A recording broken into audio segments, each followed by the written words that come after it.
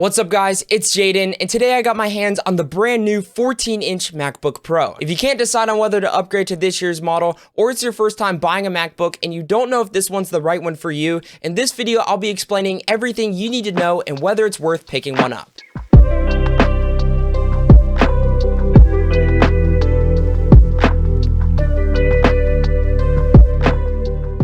To start, the base starting price of the 14-inch MacBook is $2,000, and the base starting price of the 16-inch MacBook is $2,500. It comes in two different colors, both space gray and silver, and the colorway that I'm reviewing today is the space gray model. Let's now get into the unboxing process. Lifting the lid, the first thing you'll find is the MacBook itself. Initially holding this for the first time, this was a lot heavier than I expected. You'll then find a 67-watt power adapter, and I'd like to make this clear that every other 14-inch MacBook besides the baseline 14-inch MacBook comes with a 96-watt power adapter. So sadly, since I have the baseline 14-inch MacBook, I won't be able to utilize the fast charging that Apple showcased in the Apple event, where if you charge your MacBook for 30 minutes, you'll receive up to 50% battery life. I wish they would have thrown in a 96-watt power adapter for all the 14-inch models, considering we're already paying $2,000, and that's without any upgrades. Something I was excited to see that Apple brought back was MagSafe. This was something that was supposedly discontinued years back,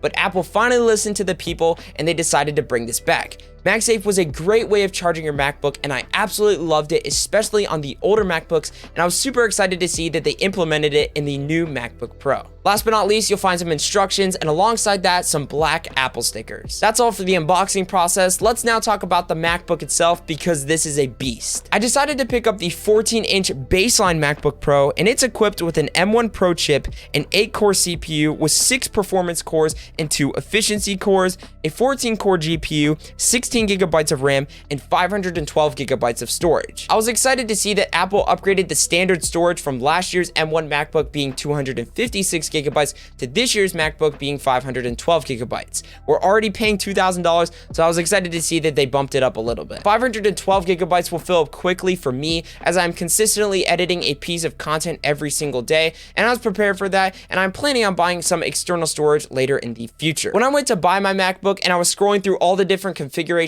options for both the 14-inch and 16-inch MacBook, something that I found was super cool is that you can actually configure both the 14-inch and 16-inch MacBooks to the same specifications. The only difference is the screen size and battery life. Now you can max out both the 14-inch and 16-inch MacBooks up to an M1 Max chip with a 10-core CPU and a 32-core GPU, with the option of up to 64 gigabytes of RAM and up to 8 terabytes of storage, which is crazy. The new MacBooks are an absolute powerhouse no matter what configuration that you end up picking. Let's now talk about the design of the new MacBook, because there are a few changes. Apple decided to remove the touch bar, and instead they replaced it with function keys. I know the majority of people never really liked the touch bar, so I know a lot of people were excited to see it go. I never was personally a fan of it, and I'm definitely going to benefit more from function keys rather than a touch bar. Something little that I noticed when testing out this MacBook and typing on it is that the function keys are the same size as the regular keys. In the past, Apple's made MacBooks with smaller function keys than the regular size keys, and I've always felt this very uncomfortable typing on it. So I was excited to see that both the regular keys and the function keys are the exact same size. We finally have an updated webcam. It's 1080p, it has an f2.0 aperture,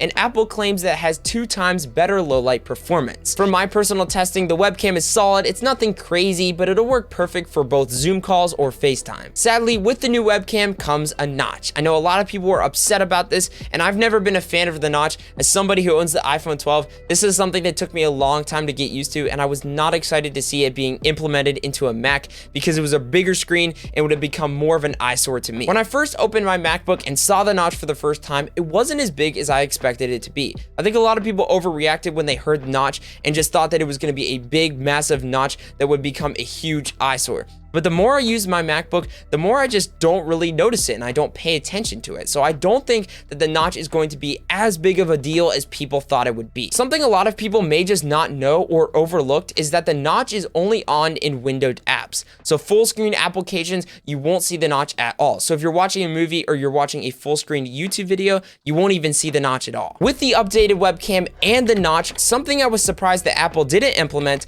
was Face ID. You're already giving us a brand new webcam and a notch that people aren't really that excited for. Why not throw in Face ID? I was a little surprised about this considering all the things that they threw into the MacBook that I was shocked to see, and of all of them, the one thing that I was expecting was Face ID. It was a little confusing to me. They'll most likely add it in next year's MacBook, but I wish they would have just thrown it in this year's MacBook. One of the main design changes that a lot of people were excited to see is that they finally brought back ports. You now have an SD card slot, an HDMI port, which is only HDMI 2.0. I know a lot of people were concerned about this, but if you think about it this way, if you're only going to be using HDMI to maybe showcase a PowerPoint or just something on your MacBook, you're really not going to need anything more than HDMI 2.0, and for my personal needs, this is going to work fine. In addition to that, you have a 3.5mm headphone jack that works with high impedance headphones, which I was excited to see, a MagSafe port, and 3 Thunderbolt 4 ports. With many of the popular ports returning, the need for adapters won't be necessary. This is something that I was so excited to see that they brought back. With the previous MacBooks, you would always have to have an adapter if, for example, you wanted to use an SD card slot or an HDMI port. Apple also upgraded their speakers with a 6-speaker sound system with spatial audio that they actually introduced with the AirPods 3rd generation. The new speaker system on this MacBook is phenomenal. It's not a huge upgrade from last year's M1 MacBook, but it definitely has a more immersive feel to it, which I absolutely love. That basically covers all the main design changes on this new MacBook. Let's now take a look at the display. The display on the new MacBook is stunning with a bigger 14.2-inch panel. You'll notice a bump in resolution and pixels per inch from the previous M1 MacBook to this year's MacBook Pro. We now have a liquid retina XDR display, which is beautiful. The colors are bright and vibrant and the fonts are crisp and clear. This new display caters towards video creators, and I could definitely see somebody such as a video editor or a colorist really utilizing this new display. Right when you open up the MacBook, you instantly see a significant difference in the display. From just watching movies to YouTube videos to just everyday use, the display is amazing. For me, personally, I'm starting to learn how to color correct my footage, and it's super helpful to accurately be able to see skin tones and just identify different colors to know how to properly color correct. In the past, you would have had to buy an external monitor to utilize this crazy display, but now that it's built inside of the new MacBook, there's no need for that. If you did want to connect external monitors to the MacBook, the M1 Pro chip can support up to 2 Pro XDR displays, and the M1 Max chip can support up to 3 external Pro XDR displays and a 4K TV. Not that you would ever need to do that, but if you wanted to, the option is there. Something I was surprised yet excited to see that Apple implemented into the new MacBooks is ProMotion. This had recently been announced with the iPhone 13 Pro and iPhone 13 Pro Max, and I was surprised that they were already adding it into a MacBook. Just like the iPhone 13, ProMotion on the Mac has an adaptive refresh rate up to 120 Hz. This means that your MacBook isn't going to run at a constant 120 Hz. It's going to change depending on what tasks you're doing. For example, let's say I'm quickly scrolling through social media. It's going to up the refresh rate so the experience is smoother. It can also drop the refresh rate all the way down to 24 Hz, and this will also help save battery life. Another thing I didn't realize until I started messing around with the display settings is that you can actually manually set the refresh rate of your Mac. So if you didn't want it to be ProMotion, you can set it manually to 60 Hz, for example. The more and more I use my MacBook, the more and more I can notice when the refresh rate is going up and going down. It's not that noticeable unless you really pay attention to it, and I feel like Apple did a really great job at ProMotion in general on the MacBook, and I absolutely love it. Something I just had to try was gaming on a MacBook. Now, MacBooks are obviously not designed for gaming, but I decided to download Fortnite, put it on all low settings to really experience what 120 Hz would feel like gaming on a MacBook. To my surprise, it was amazing. Everything was smooth and fluid,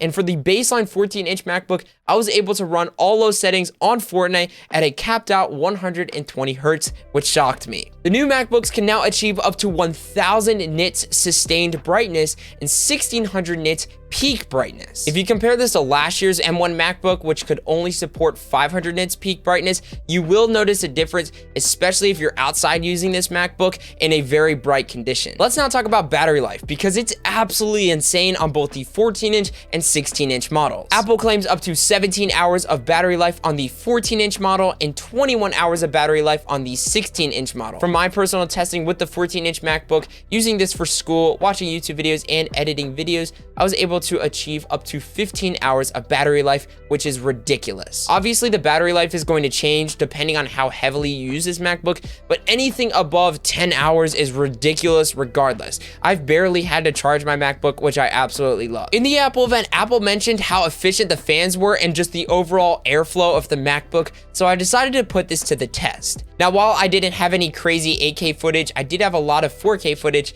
and I decided to throw a ton of 4K footage, a bunch of text animations, a color grade, and a bunch of extra effects, and decided to render a 10-minute 4K video inside of DaVinci Resolve. And to my surprise, the fans did not kick on whatsoever, and it was still able to render it very quickly. This absolutely shocked me. The overall experience, especially when you're doing things that require a lot more power, such as video editing, high resolution footage, the MacBook does it amazing. I never noticed any stuttering or buffering when it came to actually playing back stuff inside my editing software, and this is something that my main PC struggled with a lot, and at times I would have to downscale the resolution just to see the videos smoothly. So this was something I'm so excited about, and I can't wait to start editing on my MacBook Pro. Something that I always kept thinking about when testing this MacBook is that this is a $2,000 MacBook, and that's just the base starting price. It's an absolute powerhouse. It's a tool. It's not one of those Apple products that you just buy because it's an upgrade. You really have to think about it before you pick up one of these MacBooks, because you have to think, am I actually going to utilize all the new features and everything that it has to offer in this new MacBook? I personally bought this MacBook myself primarily for content creation, specifically video editing, and I'm also going to be using it for school, for college. But you have to think to yourself, if you're only going to be using this MacBook just for school and for everyday small tasks, there's no point to upgrade, and you're better off getting the previous year's M1 MacBook, which is still a beast of a system, and I think people don't understand that. If you're a photographer, colorist, video editor, you make 3D designs or whatever from this, you're gonna benefit from this new MacBook tremendously. In that case, I would highly recommend this MacBook, and that's $2,000 well spent. If you guys found value from this video, don't forget to hit the like button and subscribe down below with those post notifications on so you never miss a future upload. In addition to that, I do stream over on Twitch, so if you have any questions revolving around the new MacBook, I'd love to answer them over on my live stream, or drop a comment down below in the description. I try to reply to all comments as much as possible. With that being said, thank you again for watching this video, and I will see you guys in the next one.